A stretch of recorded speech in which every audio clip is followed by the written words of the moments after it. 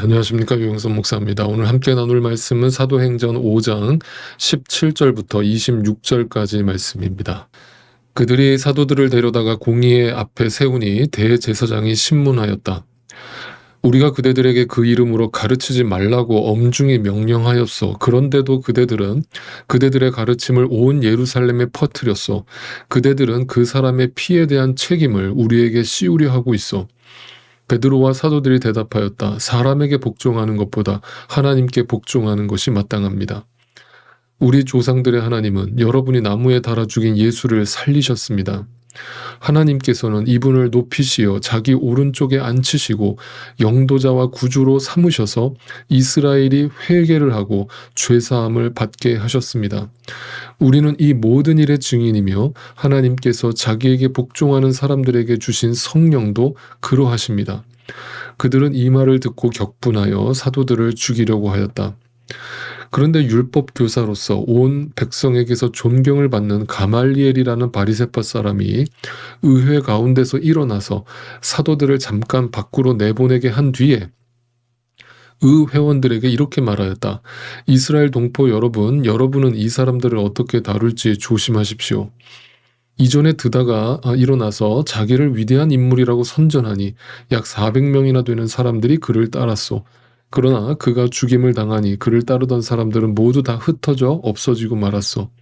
그 뒤에 인구 조사를 할 때에 갈릴리 사람 유다가 일어나 백성들을 꾀어서 자기를 뒤따라 반란을 일으키게 한 일이 있어. 그도 죽으니 그를 따르던 사람들은 다 흩어지고 말았소. 그래서 지금 내가 여러분에게 말씀드리는 바는 이것이요. 이 사람들에게서 손을 떼고 이들을 그대로 내버려 두시오. 이 사람들의 이 계획이나 활동이 사람에게서 난 것이면 망할 것이요. 하나님에게서 난 것이면 여러분은 그것을 없애버릴 수 없소. 도리어 여러분이 하나님을 대적하는 자가 될까봐 두렵소. 그들은 그의 말을 옳게 여겼다. 그리하여 그들은 사도들을 불러다가 때린 뒤에 예수의 이름으로 말하지 말라고 명령하고서 놓아주었다.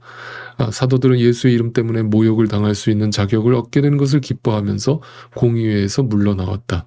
그들은 날마다 성전에서 그리고 이 집 저 집에서 쉬지 않고 가르치고 예수가 그리스도임을 전하였다.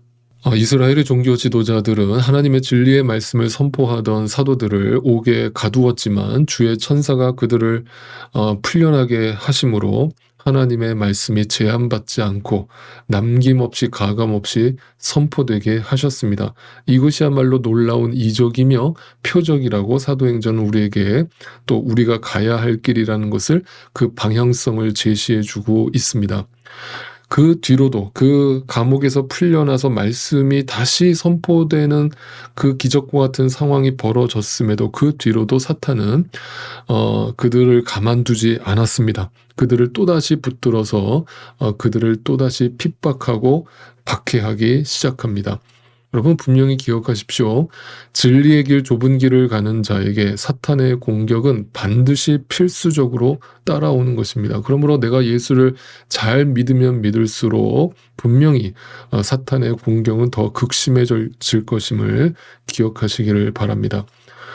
오늘은 그래서 제가 이 본문을 여러분과 함께 나누면서 이 두 가지를 함께 묵상을 할 텐데, 첫 번째는 거짓에 사로잡혀 있는 거짓 선지자, 종교 지도자들의 시선과 진짜 성령을 받아서 성령의 감동을 통해서 믿음의 시선으로 살아가고 있는 그 사도들의 시선이 어떻게 다른가를 극명하게 대조하면서 우리가 함께 말씀을 묵상해 보려고 합니다. 먼저 이 가짜 종교인들이 살아가는 방식과 그 시선을 함께 들여다볼 수 있기를 바랍니다. 28절을 다시 한번 보겠습니다. 우리가 그대들에게 그 이름으로 가르치지 말라고 엄중히 명령하였어. 그런데도 그대들은 그대들의 가르침을 온 예루살렘에 퍼뜨렸어. 그대들은 그 사람의 피에 대한 책임을 우리에게 씌우려 하고 있어. 자, 여기서 재밌는 표현을 썼죠. 그들이 말하는 그 사람이 누굽니까? 예수 그리스도죠.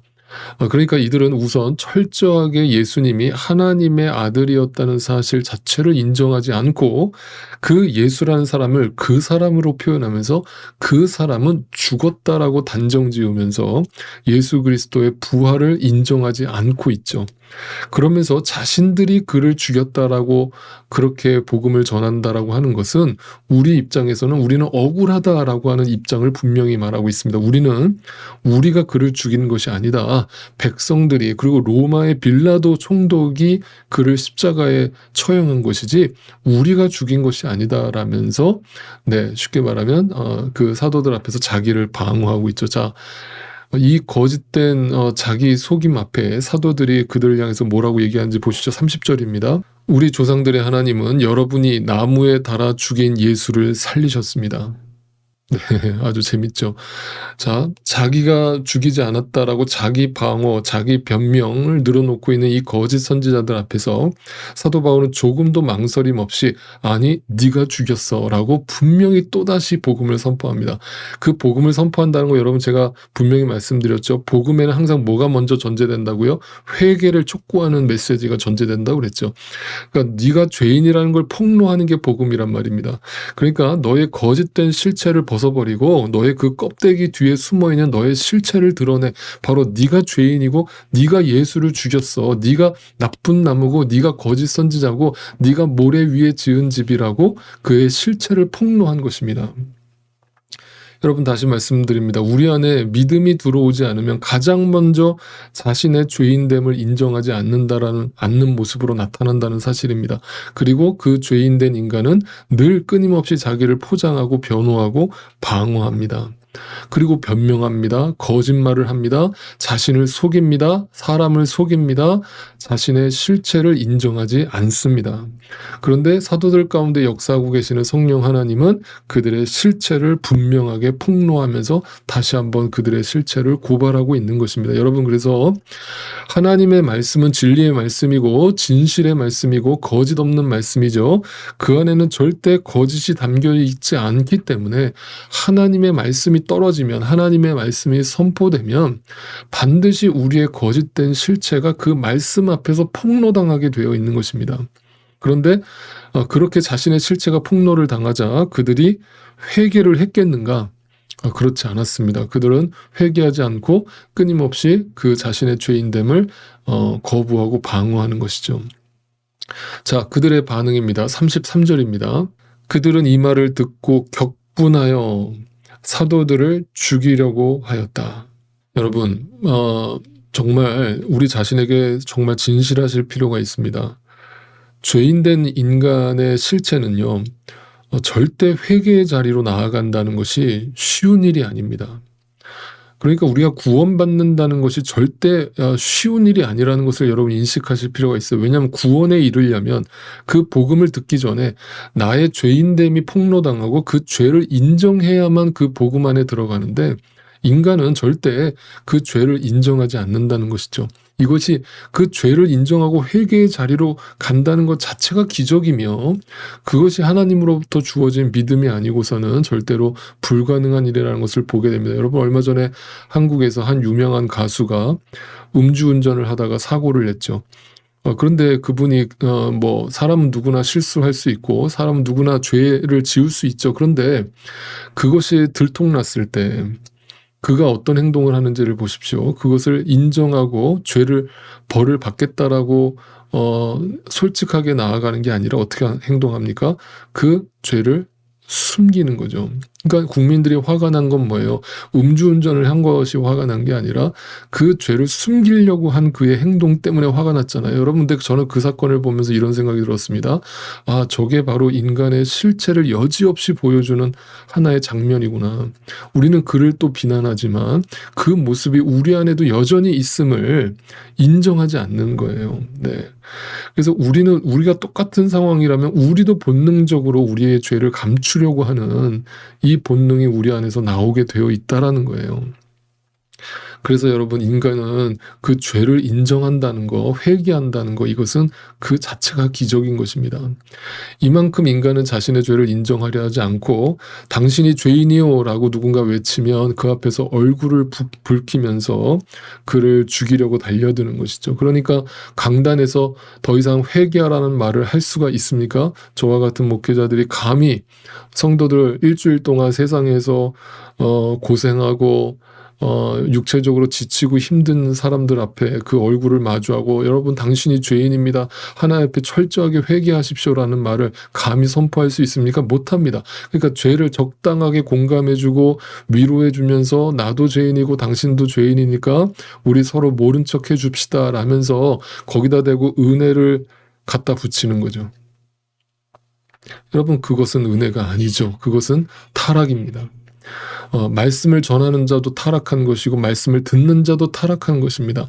그곳에는 하나님의 역사가 일어나지 않습니다. 성령이 역사하지 않습니다. 그것은 그냥 인간의 행위만 보이는 것입니다. 그런 자들은 하나님을 두려워하지 않고 하나님을 전혀 의식하며 살지 않습니다. 오직 사람들이 어떻게 바라볼까, 사람들이 나를 어떻게 생각할까만 생각합니다. 그리고 자기 연민에 빠져서 자기의 위로, 자기를 누군가 공감해주고 자기의 힘듦을 누군가 알아주기만을 바랍니다. 근데 이것이 죄인된 인간의 모습이라고 성경은 여과 없이 우리에게 보여주고 있는 것입니다. 이 종교 지도자들의 모습이 곧 우리의 모습임을 성경이 또 한 번 거울을 통해서 우리의 모습을 보여주고 있는 것입니다. 그들이 이렇게 행동하는 데는 하나님을 두려워하는 것이 아니라 누구를 두려워하고 있는 것입니까? 사람을 두려워하는 것입니다. 26절을 보십시오. 그래서 경비대장이 경비대원들과 함께 가서 사도들을 데리고 왔다. 그러나 그들은 백성들이 돌로 칠까봐 두려워서. 자, 종교 지도자들이 누구를 더 두려워하고 있어요? 사람들을 두려워하고 있죠. 네, 사람들이, 이 말씀을 듣고 있는 청중들이 어떻게 반응할까만 생각하죠. 하나님을 의식하고 있지 않습니다. 자, 이게 거짓 선지자입니다. 그런데 오늘 본문 34절부터 보면 온 백성에게 존경을 받고 있던 가말리엘이라고 하는 한 바리새파 사람이 등장합니다. 얼핏 들으면 마치 그 가말리엘이라고 하는 사람이 중간에 지금 중재자로 갑자기 나타나서 사도들을 변호하고 도와주는 것처럼 보입니다. 그리고 사도들과 종교 지도자들 사이에서 중재자 역할을 자처하면서 그들을 화해시키려는 모습으로 나타납니다. 그러나 바로 이것이 또한 거짓 선지자의 전형적인 모습입니다. 의사 누가는 이것을 분명하게 밝히기 위해서 그가 어떤 위치에 있었던 사람인가를 명확하게 기록하고 있습니다. 그가 사람들에게 존경을 받는 위치에 있었던 사람이라고 기록한 것입니다. 이것은 의도적인 기록입니다. 다시 말해서 이 가말리엘이라고 하는 사람 역시 하나님보다는 사람들을 의식하는 사람이었고 이 중재를 통해서 오히려 자신을 드러내는 것에 목적이 있었다는 것이 이 지금 의사 누가가 밝히고 있는 또 하나의 거짓 선지자의 실체입니다. 왜냐하면 그는 사도들이 전한 복음에 대해서 전적으로 수긍하거나 수용하는 모습을 보여주지 않았기 때문이죠. 그가 그 사도들의 얘기를 듣고 아 맞다 내가 죄인입니다 라면서 그 복음을 듣고 인정하지 않았습니다. 여러분, 그래서 항상 사탄은 이렇게 선한 모습으로 가장하는 것이죠.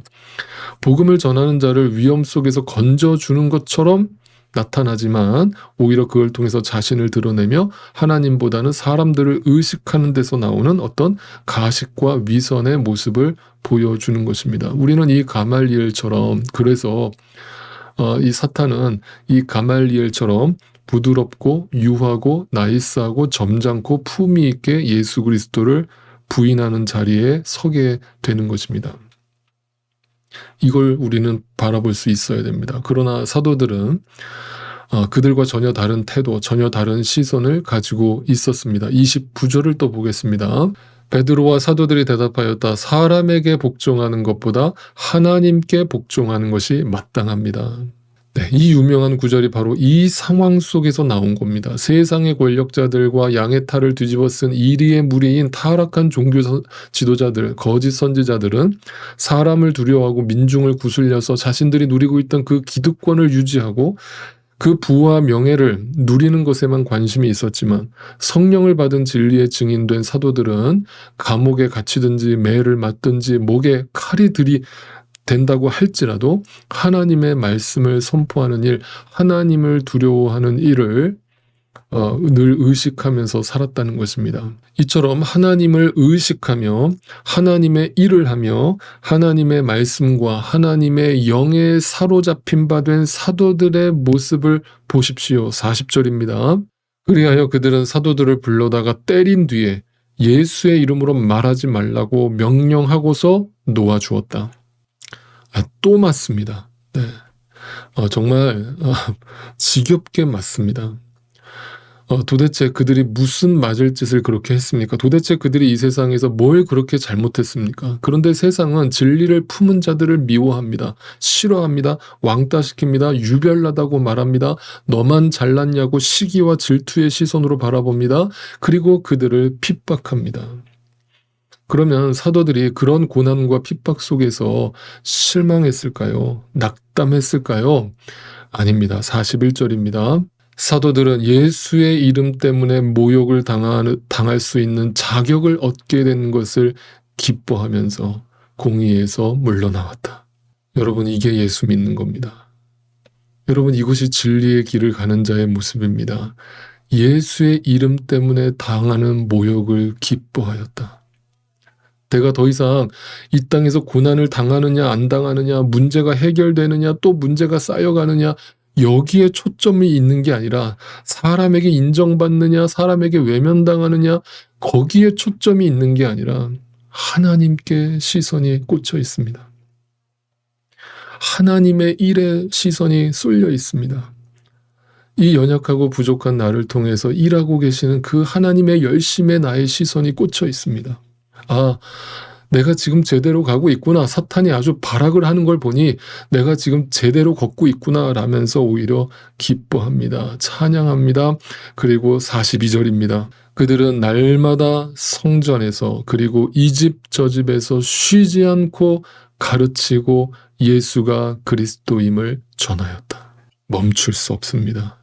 쉬지 않고 전했습니다. 거침없이 전했습니다. 죽을 힘을 다해 전했습니다. 진리를 품은 자와 거짓을 품고 살아가는 자의 시선과 그 삶의 열매가 어떻게 다른가를 오늘 본문은 아주 명확하게 우리에게 보여줍니다. 가짜들은 세상에서 평안할 것입니다. 세상에서 복을 누릴 것입니다. 세상에서 명예를 얻을 것입니다. 세상에서 권위를 자랑할 것입니다. 그러나 진짜는 세상에서 오히려 핍박을 받을 것입니다. 세상에서 늘 고난의 연속을 경험할 것입니다. 그런데도 그것이 복된 길임을 알기에 진리 안에서 기뻐하며 그 주님과 시선을 맞추며 그 주님을 찬양하며 기뻐하며 그 길을 갈 것입니다. 이 기쁨을 우리가 함께 누릴 수 있기를 간절히 소망합니다.